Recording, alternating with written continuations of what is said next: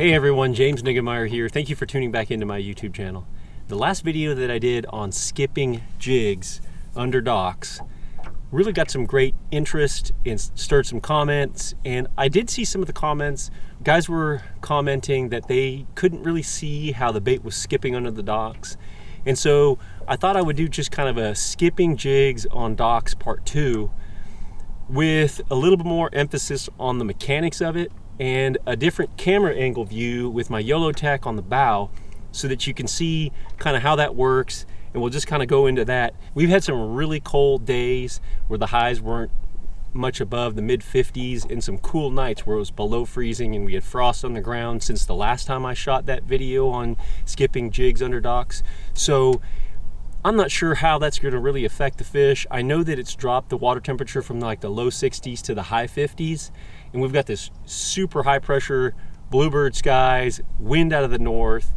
Not sure if we're even going to get a bite, but again, this video is really supposed to emphasize the mechanics and the technical aspect of skipping jigs under docks and a different camera angle view so you can see how that bait skips, and hopefully we get a couple bites along the way. But I'm just going to do this video in hopes that it just sheds more light on the mechanical aspect of it. With that being said, thank you guys for tuning into my channel. If you haven't already subscribed, go ahead and hit the subscribe button. We're on the water, so let's quit wasting time and get right to it. Here we go. I have the same outfit, of course. That makes sense. If this is my dock skipping outfit, I definitely would have that. I've got a green pumpkin skipping jig, the Strike King Andy Montgomery Signature Series with a rage bug on there, 16-pound test gamma fluorocarbon, Lew's custom light speed stick in the Magnum Bass model. Again, that's a 7-foot medium heavy with a fast action. This is just my dock skipping outfit that has served me well over the years, and it's the same one I used in the last video, so I thought I'd just go over that for the people that aren't familiar with the last video or haven't watched the last video. But with that, let's get into it.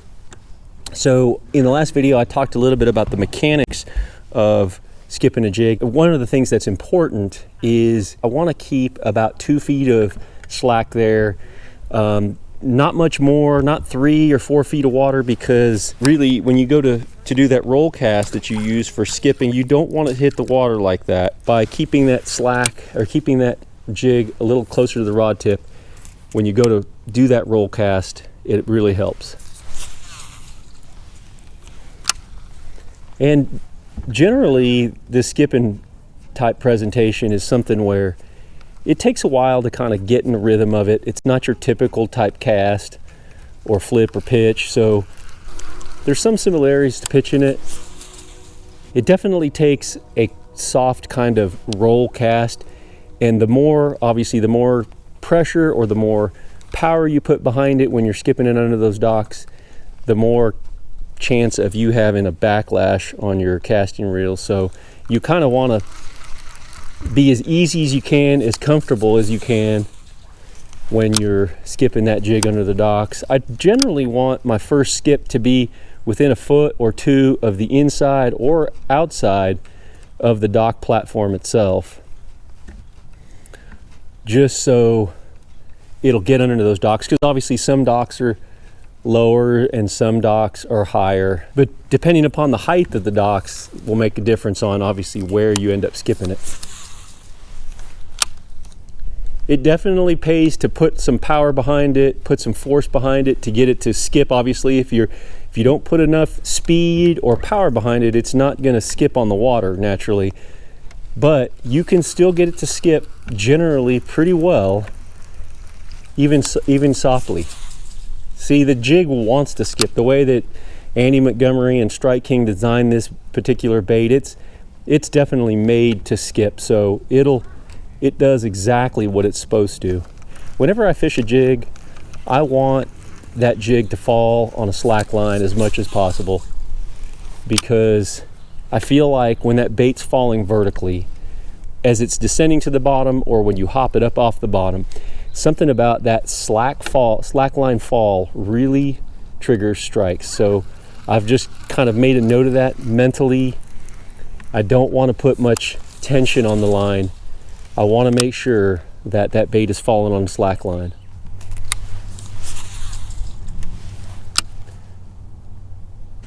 Generally when I'm skipping, I like to try to keep the trolling motor at a 3 or 4 to keep the boat moving as much as possible.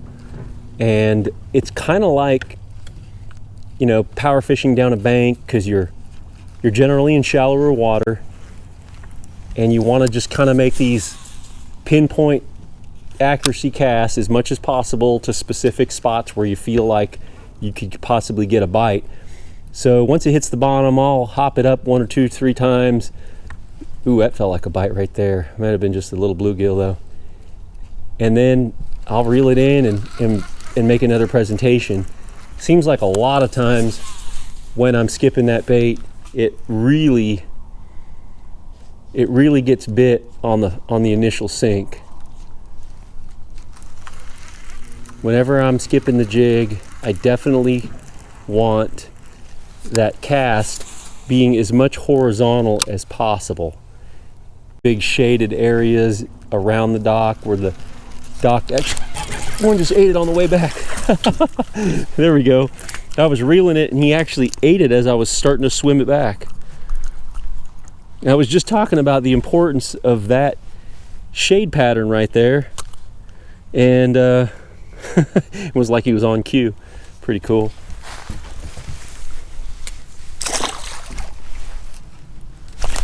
Oh, wow, that felt like a bite. And it sure was, look at that. After a lot of dock fishing, you'll start to look at docks and go, yeah, this one looks right. There'll be some things that about it, like the fact that it's got a big old platform. It's been here for a while. You know, it looks like some fish might actually have called this place home. Check the old ladder.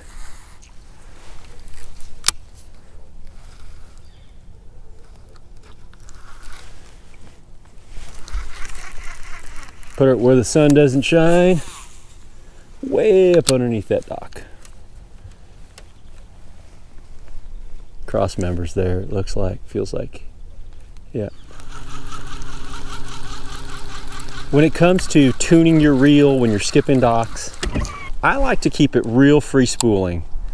I've just backed off my spool tension control knob right here quite a bit, and it's fallen pretty quick.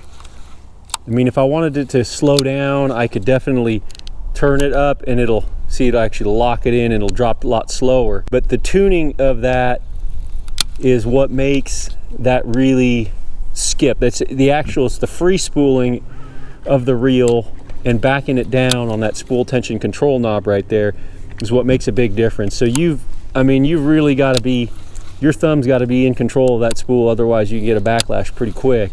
But it's an important part. You've got to let it free spool so it can slide and skip across that water all the way up underneath that dock. So remember, adjust your spool tension control knob, back it off quite a ways so that that jig will fall pretty quick. Keeping your magnets up pretty high will help eliminate some of the backlashes that you might get from skipping, because it's going to happen. So just keep that in mind. You want to back off spool tension control knob, and then maybe turn up your magnets a little bit to help reduce some of the tendencies to want to backlash. Some of the other things that are really important whenever you're skipping jigs on docks is not to get those big bounces. You want those little bitty bounces, because obviously when you get a lower platform like this, those higher bounces obviously, or skips, are going to hit some of those platforms and some of those cross members.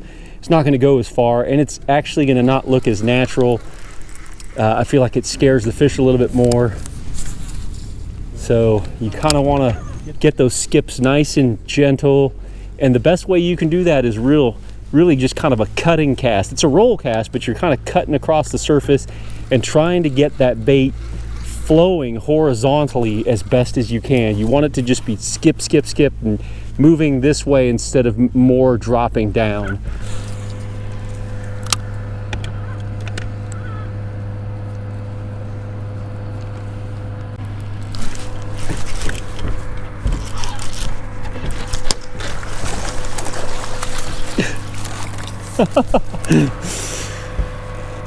That fish might have had that thing for a while.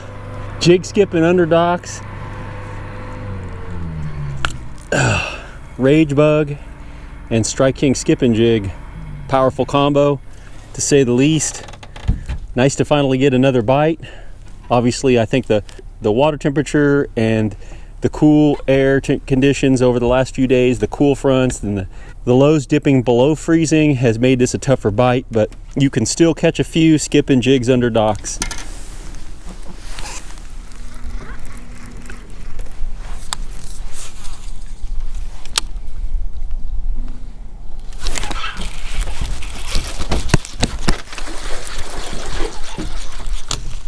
Yeah. I'll tell you, I absolutely love to catch them skipping jigs under those docks. Even with the water temperature 56.8, after it's dropped a bunch, that skipping jig is still catching some. Well, this has really served its purpose in trying to kind of go over some of the finer points of skipping jigs under docks and give you a different idea of how it goes down. But it's a lot of fun.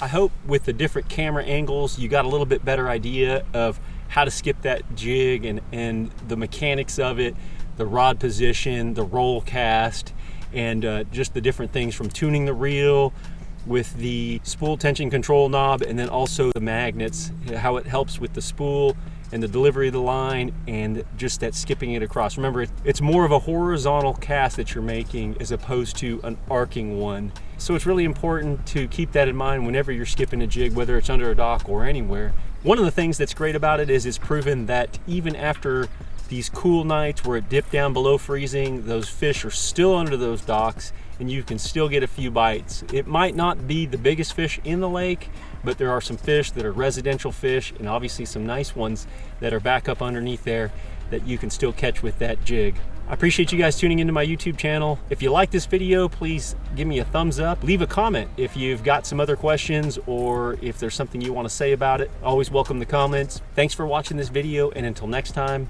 good fishing.